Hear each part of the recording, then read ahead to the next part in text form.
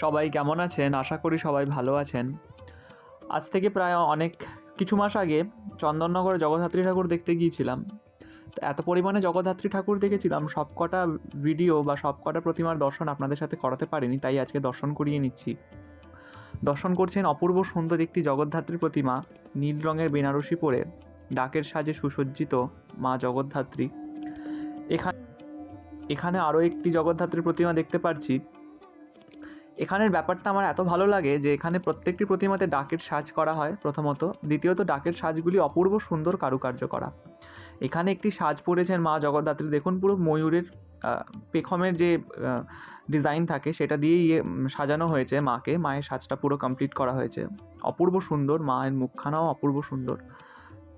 এবং এই পূজা মণ্ডপের চারপাশে বেশ ছোট ছোট সুন্দর সুন্দর ঝাড়বাতি দিয়ে সাজানো হয়েছিল। ঝাড়বাতিগুলো বেশ সুন্দর, বেশ ভালো লেগেছে আমার দেখে।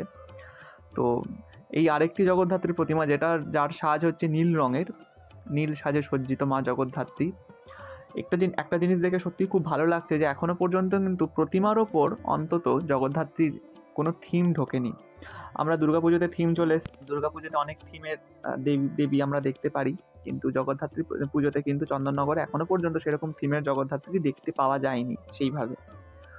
এই স্নিগ্ধ মুখখানা যে এত অপূর্ব লাগে দেখতে, কি বলবো, অপূর্ব সুন্দর এই প্রতিমাটি, এবং প্রত্যেকটি প্রতিমাই অপূর্ব সুন্দর। তো সকলে দর্শন করে নিন মা জগদ্ধাত্রীর। আজকের মতো এইটুকুই, ফিরে আসছি আরও নতুন ভিডিও নিয়ে। ততদিন সবাই ভালো থাকবেন, সুস্থ থাকবেন।